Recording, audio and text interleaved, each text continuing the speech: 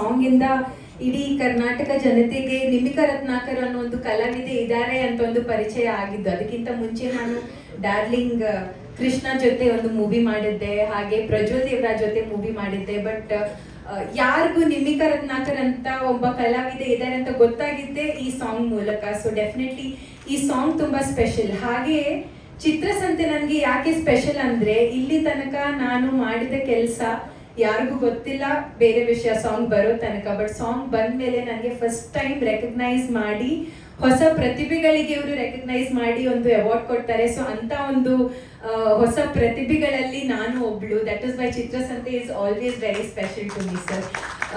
ನನಗೆ I think not last year before 2023 award ಕೊಟ್ಟಿದ್ರು, for my movie Abbara and as an upcoming actress. So ಚಿತ್ರಸಂತೆಯಿಂದ ತುಂಬಾ ಮಂದಿ ಹೊಸ ಪ್ರತಿಭೆಗಳಿಗೆ ಎನ್ಕರೇಜ್ಮೆಂಟ್ ಸಿಕ್ಕಿದೆ. ಅದಕ್ಕೆ ನಾನು ಒಂದು ಎಕ್ಸಾಂಪಲ್. ಅಂತ ಒಂದು ಪ್ರಯತ್ನ ಇವಾಗ ಮೂವಿ ಇಂಡಸ್ಟ್ರಿ ಬಿಟ್ಟು ಬೇರೆ ಇಂಡಸ್ಟ್ರಿಯಲ್ಲೂ ರೆಕಗ್ನೈಸ್ ಮಾಡಿ ಒಂದು ಅವರ ಮ್ಯಾಗಝೀನ್ ಅಲ್ಲಿ ಪಬ್ಲಿಷ್ ಮಾಡುವಂತ ಒಂದು ಕಾರ್ಯ ಮಾಡ್ತಿದ್ದಾರೆ, which is really really nice to know. I think ನಮ್ಗೆಲ್ರಿಗೂ ಸ್ಟಾರ್ಟ್ ಮಾಡಿದಾಗ ಒಂದು ಪುಷ್ ಬೇಕು. ಎಲ್ಲ ಸಕ್ಸಸ್ ಆದ್ಮೇಲೆ ಅವಾರ್ಡ್ ಸಿಗೋದು ಎಲ್ಲ ಕಾಮನ್, ಬಟ್ ಸ್ಟಾರ್ಟ್ ಮಾಡಿದಾಗ ಪುಷ್ ಕೊಡ್ತಾರಲ್ಲ, ಅದು ವೆರಿ ಇಂಪಾರ್ಟೆಂಟ್. ಅಂಡ್ ಅಂತ ಒಂದು ಪುಷ್ ಕೊಡೋದ್ರಲ್ಲಿ ಚಿತ್ರಸಂತೆ ಯಾವಾಗ್ಲೂ ಎತ್ತಿದ ಕೈ. So I am really really happy ಇವತ್ತು ಈ function, I'm a part of it. Thank you so much sir for having me here. Wow, super ma'am. ಬಹುಶಃ ಆ ಮುದ್ದಾದ ಮಾತುಗಳಿಗೆ ಒಂದು ನೆಲೆನೇ ಸ್ಫೂರ್ತಿ ಅಂತ ಹೇಳೋದಕ್ಕೆ ಇಷ್ಟಪಡ್ತೀನಿ. ಸೊ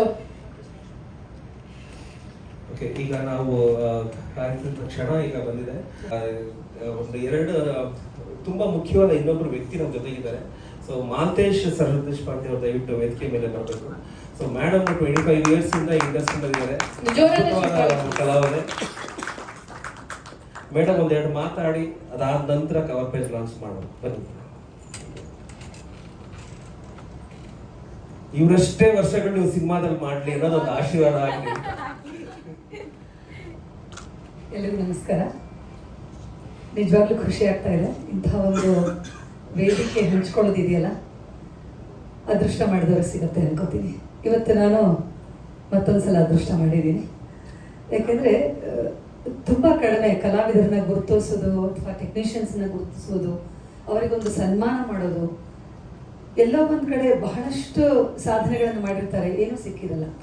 ಬಟ್ ಗಿರೀಶ್ ಅಂಥವ್ರಿದ್ರೆ ಎಲ್ಲ ಕಲಾವಿದರಿಗೂ, ಎಲ್ಲ ಟೆಕ್ನಿಷಿಯನ್ಸ್ಗೂ, ಎಲ್ಲ ಇಂಡಸ್ಟ್ರಿಯಲ್ಲಿರೋರು ಅಥವಾ ಎಲ್ಲ ಆರ್ಟ್ ಫಾರ್ಮಲ್ಲಿರೋರು ಎಲ್ಲರಿಗೂ ಒಂದು ಆ ಸಾಧನೆಯ ಗರಿ ಸಿಗುತ್ತೆ ಅನ್ನೋದು ನನಗೆ ಗೊತ್ತಾಗಿದೆ. Thank you so much sir. ಇಂಥ ಒಂದು ಸಂದರ್ಭದಲ್ಲಿ ನನ್ನನ್ನು ಇವತ್ತು ನೆನಪು ಮಾಡ್ಕೊಂಡಿರೋದಕ್ಕೆ ಎಲ್ಲರಿಗೂ, ಎಲ್ಲ ಕನ್ನಡಿಗರಿಗೂ ಥ್ಯಾಂಕ್ಸ್ ಹೇಳ್ತೀನಿ. ಇಲ್ಲಿವರೆಗೂ ನನ್ನನ್ನು ಬೆಳೆಸಿದ್ದಕ್ಕೆ thank you so much. Thank you so much ma'am. ಬಹುಶಃ ಸೀರಿಯಲ್ಗಳಲ್ಲಿ ಆ ಗಟ್ಟಿಗಿತ್ತಿನೂ ನೋಡಿದ್ರಿ, ಆ ಮಮತೆಯ ತಾಯಿಯನ್ನು ಕೂಡ ನೋಡಿದ್ವಿ. ನಿಮ್ಮಲ್ಲಿ ಬಹುಶಃ ಎಲ್ಲರನ್ನ ನೋಡುವಂತಹ ಬಹುಮುಖ್ಯ ಕಲಾವಿದೆ ನೀವು. ನಿಮ್ಮನ್ನ ನಾವಿಲ್ಲಿ ಹೊಂದಿರೋದು ನಮ್ಮ ಭಾಗ್ಯ ಅಂತಾನೆ ಹೇಳ್ತಾ, ನಮ್ಮೆಲ್ಲ ಪೂರ್ಣಿಕಾ ಮ್ಯಾಮ್ ದಯಮಾಡಿ ವೇದಿಕೆ ಮೇಲೆ ಬರಬೇಕು. ಜೊತೆಗೆ ಈಗ ನಮ್ಮ ಒಂದು ಪತ್ರಿಕೆ ನಡಿಬೇಕಾದ್ರೆ ಬಹುಶಃ ತುಂಬಾ ಜನ ಗೊತ್ತಿರುತ್ತೆ, ಅದಕ್ಕೊಂದು ಬರವಣಿಗೆ ಅನ್ನೋದು ತುಂಬಾ ಮುಖ್ಯ. ಸೊ ನಮ್ಮ ಜೊತೆಗೆ ಇದ್ದಾರೆ ವಿನಾಯಕ್ ರಾಮ್ ಕಲ್ಗಾರ್ ಅವರು. ಸರ್ ದಯವಿಟ್ಟು ವೇದಿಕೆ ಮೇಲೆ ಬರಬೇಕು. ಸೊ ಅವತ್ತಿಗೂ ಇವತ್ತಿಗೂ ನಮ್ಮ ಪತ್ರಿಕೆ ಶುರುವಾದಾಗಿಂದ 125 ಸಂಚಿಕೆ ಮಾಡೋದು ಅಷ್ಟು ಸುಲಭ ಅಲ್ಲ. ಎಲ್ಲ ಬರವಣಿಗೆನೂ ನಮ್ಮ ಗುರುಗಳು ಮಾಡ್ತಾ ಇದ್ದಾರೆ. ಸರ್ ಬನ್ನಿ, ಬರಬೇಕು, ದಯವಿಟ್ಟು ಬನ್ನಿ. ವೇದಿಕೆ ಮೇಲೆ ಬರಬೇಕು. ಪ್ಲೀಸ್ ನಾನು ಒಂದು ಮಾತು ಹೇಳಕ್ ಇಷ್ಟಪಡ್ತೀನಿ.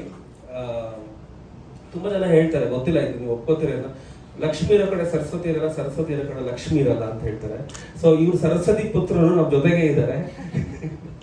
ಆಮೇಲೆ ನಾನು ಯಾವಾಗಲೂ ಇನ್ನೊಂದು ಹೇಳ್ತೀನಿ, ನಾಲೆಡ್ಜ್ ಇಸ್ ಪವರ್ ಅಂತ. ಓಕೆ, ಈಗ ನಾನು ಈ ಸಂಸ್ಥೆ ನಡೆಸ್ತಿರ್ಬೋದು, ನನ್ನ ಹತ್ರ ಹಣ ಇರ್ಬೋದು, ಎಲ್ಲವೂ ಇರ್ಬೋದು, ಬಟ್ ಅದನ್ನ ಸರಿಯಾಗಿ ವಿನಿಯೋಗಿಸ್ಲಿಕ್ಕೆ ಒಬ್ರು ಸರಸ್ವತಿ ಪುತ್ರರು ಇರಬೇಕು. ಬಹುಶಃ ನೀವು ಇತಿಹಾಸ ನೋಡಿದ್ರೆ ಎಲ್ಲಾ ರಾಜರು ಸಕ್ಸಸ್ ಇದೆಯೋ, ಒಬ್ಬ ಒಳ್ಳೆ ಸೇನಾಧಿಪತಿ, ಮಂತ್ರಿ ಎಲ್ಲರೂ ಇರ್ತಾರೆ. ಹಾಗಾಗಿ ಈ ಒಂದು ಸಂಸ್ಥೆ ನಾನು ಒಬ್ಬನೇ ಬೆಳೆಸಿದೀನಿ ಅಂತ ಹೇಳ್ಕೊಳಕ್ ಇಷ್ಟಪಡಲ್ಲ. 100 ಜನ ಬಂದು ನಮ್ಗೆ ಸಪೋರ್ಟ್ ಮಾಡಿದ್ದಾರೆ, ಅವರೆಲ್ಲ ಇನ್ನೂ ಎತ್ತರಕ್ಕೆ ಹೋಗಿದ್ದಾರೆ. ಸೊ ಹಾಗಾಗಿ ನಾಲೆಡ್ಜ್ ಇಸ್ ಪವರ್. ನಮ್ಗೆ ನಾಲೆಡ್ಜ್ ಎಷ್ಟಿರುತ್ತೋ ಆ ಪವರ್ ಜಾಸ್ತಿ. ಸೊ ನಮ್ಮ ಹತ್ರ ಅಷ್ಟು ಮನಿ ಪವರ್ ಇಲ್ಲ, ನಮ್ಮ ಹತ್ರ ಇರೋದೆಲ್ಲ ಇದೊಂದೇ ನಾಲೆಡ್ಜ್ ಪವರ್. ಸೊ ಆ ನಾಲೆಜ್ ಪವರ್ ಇಂದ ನಾವು ಇಷ್ಟು ದೂರ ಬಂದಿದ್ದೀವಿ. ಇದನ್ನ ಯಾಕೆ ಹೇಳ್ತಾ ಇದ್ದೀನಿ ಅಂತಂದ್ರೆ, ಇತ್ತೀಚೆಗೆ ತುಂಬಾ ಜನ ನಮ್ಮ ಆಫೀಸ್ಗೆ ಇಂಟರ್ವ್ಯೂಗೆಲ್ಲ ಬರ್ತಿರ್ತಾರೆ. ಅವ್ರೆಲ್ಲರಿಗೂ ನಾಲೆಡ್ಜ್ ಇಸ್ ಪವರ್ ಅನ್ನೋದು ಯಾರಿಗೂ ಅರ್ಥ ಆಗ್ತಿಲ್ಲ. ಎಲ್ಲರೂ ಮನಿ ಇಸ್ ಪವರ್ ಅಂತ ಅನ್ಕೊಂಡ್ಬಿಟ್ಟಿದ್ದಾರೆ. ಬಂದ ತಕ್ಷಣ ನಮ್ಗೆ ಇಷ್ಟು ಸ್ಯಾಲ್ರಿ ಬೇಕು ಅಂತ ಹೇಳ್ತಾರೆ. ಆ ಸ್ಯಾಲ್ರಿ ತಗೊಳಕ್ಕೆ ನಾನು ಯಾವಾಗಲೂ 5 ವರ್ಷ ಕೆಲಸ ಮಾಡಿದ್ದೆ. ಬಟ್ ಓಕೆ ಕೊಡೋಣ, but that knowledge has to be there. So ಹಾಗಾಗಿ ಆ ನಾಲೆಡ್ಜ್ ಇರೋದಕ್ಕೋಸ್ಕರ ನಾವಿಷ್ಟು ಮುಂದೆ ಬಂದಿದ್ದೀವಿ. ಸೊ ಹಾಗೆ ಇವತ್ತು ನಮ್ಮ ಜೊತೆಗೆ ನರಸಿಂಹಮೂರ್ತಿ ಸರ್ ದಯವಿಟ್ಟು ವೇದಿಕೆ ಮಾಡಬೇಕು. Your hands to you, please. Thank you so much. Sir ಒಂದೆರಡು ಮಾತು. ಎಲ್ಲರಿಗೂ ನಮಸ್ಕಾರ.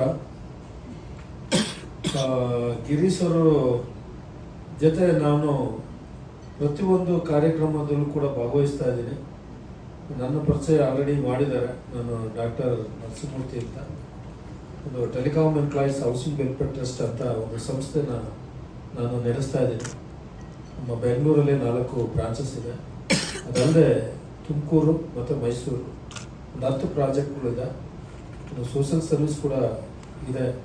ಸಾವಿರಾರು ಜನ ಮಕ್ಕಳಿಗೆ ಬುಕ್ಸ್ ಇರ್ಬೋದು, ಯೂನಿಫಾರ್ಮ್ ಇರ್ಬೋದು, ಬ್ಲೇಸರ್ ಇರ್ಬೋದು, ಮತ್ತು ಒಂದು ಟೆಂಪಲ್ ಕೂಡ ನಡೆಸ್ತಾ ಇದ್ದೀನಿ. ಅದಲ್ಲದೆ ಒಂದು ಉಗ್ರಗುಣಂ ಅಂತ ಒಂದು ಚಿತ್ರ ಕೂಡ ನಿರ್ಮಾಣ ಮಾಡ್ತಾ ಇದ್ದೀನಿ. ಹಾಗಾಗಿ ನಾನು ಸದಾ ನಮ್ಮ ಗಿರೀಶ್ ಅವ್ರ ಜೊತೆ ಚಿತ್ರಸಂತೆ ಜೊತೆ ನಾನು ನಿಲ್ತಾ ಇದ್ದೀನಿ. ನಮ್ಮ ಸಪೋರ್ಟ್ ಅವ್ರಿಗೆ ಇದ್ದೇ ಇದೆ. ಮತ್ತು ಅವ್ರು ಏನೇ ಒಂದು ಕಾರ್ಯಕ್ರಮ ಮಾಡಲಿ ಯಶಸ್ವಿ ಆಗಲಿ ಅಂತ ನಮ್ಮ ಒಂದು ಸಂಸ್ಥೆಯಿಂದ ನಾನು ಹಾರೈಸ್ತಾ ಇದ್ದೀನಿ. Thank you sir. ನನಗೆ ಗೊತ್ತಿರೋ ಪ್ರಕಾರ 1,000 ಜನ ಮಕ್ಕಳಿಗೆ ಓದಿಸ್ತಾ ಇದ್ದಾರೆ. ಇದು ಮೊದಲನೇದು. ಎರಡನೇದು, ಅದು ಅಷ್ಟು ಯಾರಾದ್ರೂ ಬಡವರು ಅವ್ರಿಗೆ ಓದ್ಲಿಕ್ಕೆ ಅಂತ ಅವರು ಹತ್ರ ಹೋದಾಗ, that is how I got connected to him. So ನನ್ನ ಉದ್ದೇಶ ಏನು ಅಂದ್ರೆ, ಈ ತರ ಎಲ್ಲ ಒಳ್ಳೆ ನೇಚರ್, ಒಳ್ಳೆ ಸಂಸ್ಕೃತಿ ಇರೋರ್ನೆಲ್ಲರ ಜೊತೆಗಿದ್ದಾಗ ಇನ್ನೂ ಒಂದು ಎತ್ತರಕ್ಕೆ ಹೋಗ್ಲಿ ಅನ್ನೋದು ನನ್ನ ಆಸೆ. ಹಾಗೆ ಸರ್ ಲೇಔಟ್ಗಳು ಮಾಡಿದ್ದಾರೆ. ಆ ಲೇಔಟ್ ವಿಶೇಷತೆ ಏನಂದ್ರೆ, ಬೆಂಗಳೂರಲ್ಲಿ ಯಾರೋ ಆ ರೇಟಲ್ಲಿ ಲೇಔಟ್ ಮಾಡ್ಲಿಕ್ಕೆ ಆಗಲ್ಲ. So it's A developer come. ಈಗ ಬೆಂಗಳೂರಲ್ಲಿ ಎಲ್ಲೇ ಹೋದ್ರು 2,500 ಕಮ್ಮಿ ಇಲ್ಲ. ಸರ್ 1,100 ಅವರು ಕೊಡ್ತಾರೆ. ಸರ್ ಒಂದು ನಿಮಿಷ ಲೇಔಟ್ ಬಗ್ಗೆ ಮಾತಾಡ್ಬಿಡಿ. ನಾವು ಏನೊಂದು ಗ್ರಾಹಕರೇ ಡೆವಲಪರ್ ಅನ್ನೋ ಒಂದು ಸ್ಕೀಮ್ ಇಟ್ಕೊಂಡು, ಯಾಕಂದರೆ ಇವನು ಸುಮಾರು ನೀವು ಅಬ್ಸರ್ವ್ ಮಾಡಿರ್ಬೋದು, ಸೊಸೈಟಿ ಇರ್ಬೋದು, ಟ್ರಸ್ಟ್ ಇರ್ಬೋದು, ಅದರಲ್ಲಿ ಡೆವಲಪರ್ಸ್ ಇರ್ತಾರೆ. ನಾವು ಏನು ಕಸ್ಟಮರಿಂದ ಕಲೆಕ್ಟ್ ಮಾಡಿದಂಥ ಅಮೌಂಟನ್ನು ಡೆವಲಪರ್ಗೆ ಕೊಟ್ಬಿಟ್ಟು ಅವ್ರು ಏನು ಮಾಡಿ ಕೊಡ್ತಾರೋ ಅದ್ರ ಮೇಲೆ ಡಿಪೆಂಡ್ ಆಗ್ತಾರೆ. ಹಾಗಾಗಿ ಡೆವಲಪರ್ ಮಾಡಿಕೊಡದೆ ಹೋದಂಥ ಪಕ್ಷದಲ್ಲಿ ಸೊಸೈಟಿ ಇರ್ಬೋದು, ಟ್ರಸ್ಟ್ ಇರ್ಬೋದು, ಈ ಕಡೆ ಪಬ್ಲಿಕ್ಕು ಸಫರ್ ಆಗ್ತಾರೆ, ಈ ಕಡೆ ಸೊಸೈಟಿ ಅಥವಾ ಟ್ರಸ್ಟು ಕೂಡ ಸಫರ್ ಆಗ್ತದೆ. ಇದನ್ನ ನಾನು ಮೈಂಡಲ್ಲಿ ಇಟ್ಕೊಂಡು ಏನು ಮಾಡ್ತಾ ಇದ್ದೀವಿ ಅಂದರೆ, ಡೆವಲಪರ್ನ ಬಿಟ್ಟು ನಮ್ಮಲ್ಲಿ ಇನ್ವೆಸ್ಟ್ ಮಾಡುವಂಥ ಗ್ರಾಹಕರು ಏನಿರ್ತಾರೋ ಅವರೇ ಡೆವಲಪರ್ ಅನ್ನೋ ಒಂದು ಸ್ಕೀಮ್ನ ಇಟ್ಕೊಂಡು ನಾವೇ ಲ್ಯಾಂಡ್ನ ಡೈರೆಕ್ಟಾಗಿ ಅದನ್ನು ಪರ್ಚೇಸ್ ಮಾಡಿ ಅದನ್ನು ಪೇಪರ್ ವರ್ಕ್ ಅಂದರೆ ಇನ್ನು ಕನ್ವೆನ್ಷನ್, ಏನೋ ಚೇಂಜ್ ಆಫ್ ಪ್ಲ್ಯಾನ್ ಇರ್ಬೋದು, ಅಥವಾ ಕನ್ವೆನ್ಷನ್ ಇರ್ಬೋದು, ಮತ್ತು ಪ್ಲ್ಯಾನ್ ಅಪ್ರೂವಲ್ ಇರ್ಬೋದು. ಅದಾದ ನಂತರ ಒಂದು ಡೆವಲಪ್ಮೆಂಟ್ ಮಾಡಿ ನಾವೇ ಅಲರ್ಟ್ ಮಾಡೋವಂಥದ್ದು. ಯಾಕೆ ಟೋಟಲಿ ರೆಸ್ಪಾನ್ಸಿಬಲ್ ನಮ್ದಿರುತ್ತೆ. ಇಲ್ಲ ಅಂತಂದ್ರೆ ಏನಾಗುತ್ತೆ, ಯಾರೋ ಒಬ್ರು ಬಂದು ಗ್ರಾಹಕರು ಬಂದು ನಮ್ಮ ಹತ್ರ ಬುಕ್ ಮಾಡಿರ್ತಾರಲ್ಲ, ಅವ್ರೇನಾದ್ರು ನಮ್ಮ ಕ್ವಶನ್ ಕೇಳಿದಾಗ, ಇಲ್ಲ ಸರ್ ನಮ್ಮ ಡೆವಲಪರ್ ಕೇಳ್ಬಿಟ್ಟು ಹೇಳ್ತೀನಿ ಸರ್ ಅನ್ನೋ ಮಟ್ಟಕ್ಕೆ ಇರೋದ್ರಿಂದ, ನಾವು ಅವ್ರನ್ನ ಬಿಟ್ಟಿರೋದ್ರಿಂದ, ಓಲನ್ಸಲ್ಲಿ ನಾವೇ ಇರೋದ್ರಿಂದ ನಾವು ಜವಾಬ್ದಾರಿ ತೊಗೊಂಡು ನಾವು ಮಾಡ್ತಾ ಇದ್ದೀವಿ.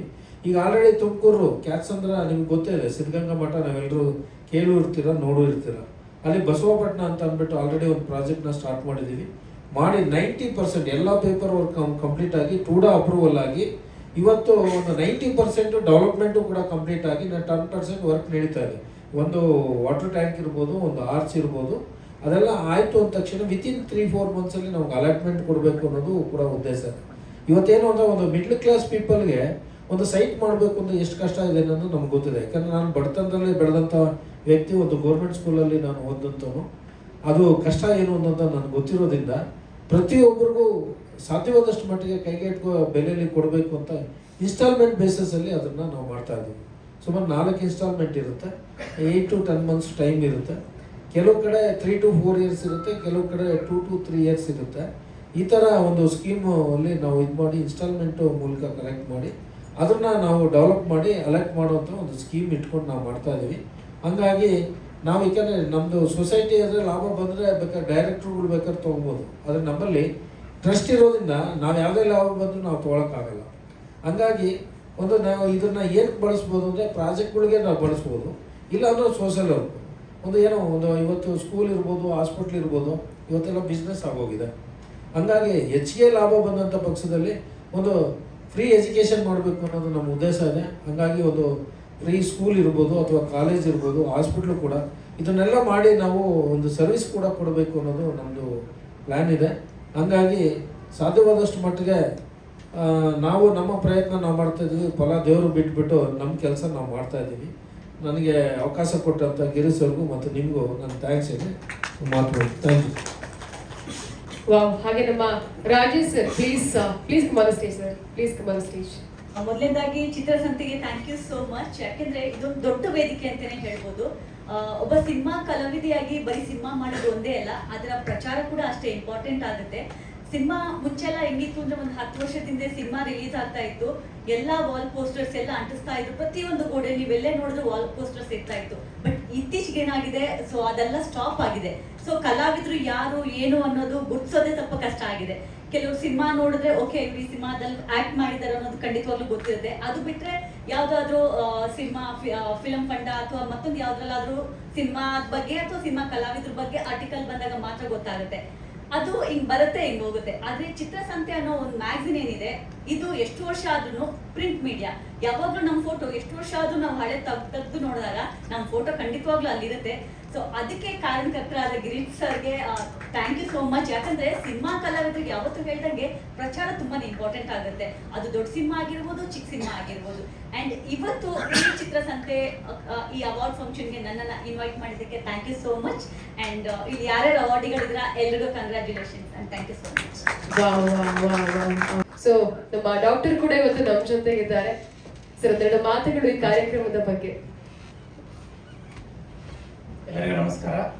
ಮೊದಲನೇದಾಗಿ ಚಿತ್ರಸಂತೆ ತಂಡ, ಗಿರೀಶ್ ಸರ್ ಅವರು ಹಾಗೂ ಅವರ ಎಂಟೈರ್ ಟೀಮ್ನವರೊಂದಿಗೆ ನಾನು ಅಭಿನಂದನೆಗಳನ್ನು ಸಲ್ಲಿಸ್ತೀನಿ.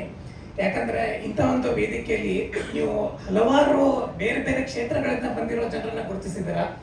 ನಾನು ಕೂಡ ಮುಂಚೆ ಗುರುತಿಸಿದಾರ, ನಾನು ಕೂಡ ಇಲ್ಲಿ ಮುಂಚೆ ಬಂದವನೇ, ಪ್ಲಸ್ ಇವತ್ತು ಕೂಡ ಗೆಸ್ಟ್ ಆಗಿ ನಾನು ಕರೆದಿದ್ದಾರ. ಮೊದಲನೇದಾಗಿ ಧನ್ಯವಾದಗಳು ಅದಕ್ಕೆ. ಎರಡನೇದಾಗಿ ನಾನು ಏನು ಹೇಳ್ತೀನಿ ಅಂದ್ರೆ, you have got an amazing team.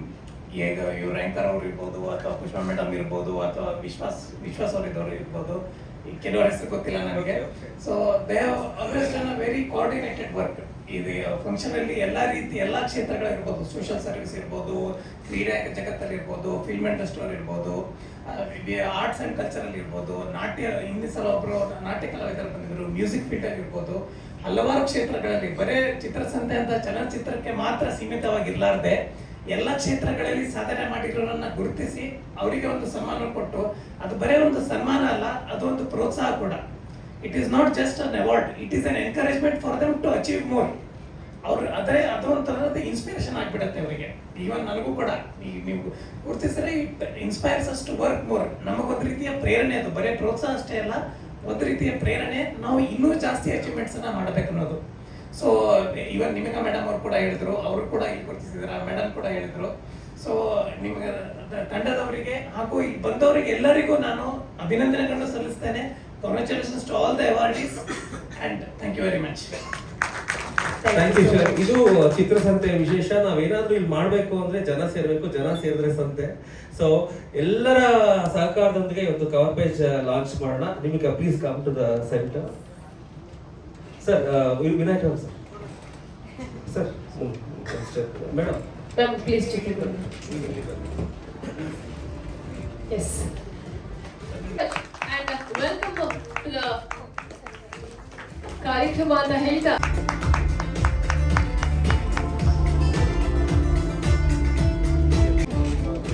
ಕಡಲ ಕಿನ್ನರಿ ಹಾಗೆ